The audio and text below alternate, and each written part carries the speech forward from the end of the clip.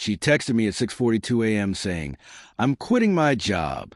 You'll take care of us while I figure things out." I stared at the screen like it was a grenade waiting to explode.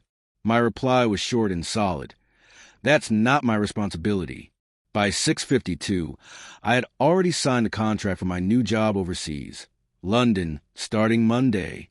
By 7:03, Mom messaged, "You can't just walk away from your family, Anna. Your sister's having a hard time." That word again, struggling. She'd been struggling since she was old enough to realize manipulation worked better than effort. I didn't respond. Instead, I stared at the wall, remembering the first time she'd pulled that act. She was 15, I was 17. She cried in front of Dad, claiming I'd stolen her allowance. I hadn't, but her tears were perfectly timed, fragile, convincing. Dad punished me, of course. When he left the room, she smirked. That was my first lesson in her favorite game, using sympathy as a weapon and always finding someone to bleed for her. Over the years, I became her solution to every problem. When rent was due, I paid. When her heart was broken, I consoled her. When she lost a job, I found her another. She called it sisterhood. I called it servitude. The breaking point came 6 months ago. I had just been promoted, something rare in my cutthroat company. She showed up that night with flowers, tears, and an apology, claiming she wanted to make things right between us. I wanted to believe her. 2 weeks later, I found out she'd used my name and resumed to apply for a higher position in my firm. She even emailed my boss pretending to be me, trying to negotiate a raise. When they discovered it, I nearly lost everything. She said it was a misunderstanding. Mom said she didn't mean it. I said nothing. That silence was a star in my plan. I began slowly. I knew her weaknesses, money and attention. I gave her both, but on my terms. I sent small transfers, labeled them help for rent, therapy, emergency. Always traceable. Meanwhile, I opened savings account abroad under a different name, secured housing, a new number, a new life.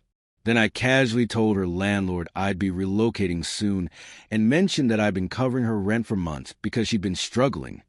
He thanked me, and I even showed him the payment proofs. He promised to keep it private. 2 months later, when she missed rent because she assumed I'd still pay, he sent her an eviction notice. That night, she called me 23 times. I didn't pick up. Then Mom called, wielding her old weapon, guilt. "Family doesn't turn its back," she said.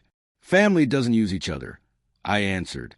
She sighed, the kind of disappointed mother sigh that used to crush me, but not anymore.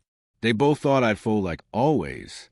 They didn't know I'd already accepted a job that would move me halfway across the world, permanently out of reach. So when my sister's message came that morning, I was ready.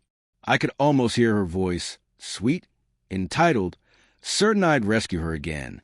But this time, I wasn't a lifeline. I was leaving. By 10:15, I'd packed the last of my files and sent my resignation letter. By noon, I was on a train to the airport hotel. That's when Mom called again, her voice breaking. "She's falling apart, Anna. She says you've ruined her life." I watched raindrops slide down the train window. "I didn't ruin her life," I said. "I just stopped paying for it." There was silence, heavy, stunned. Then Mom whispered, "You've changed." I smiled faintly.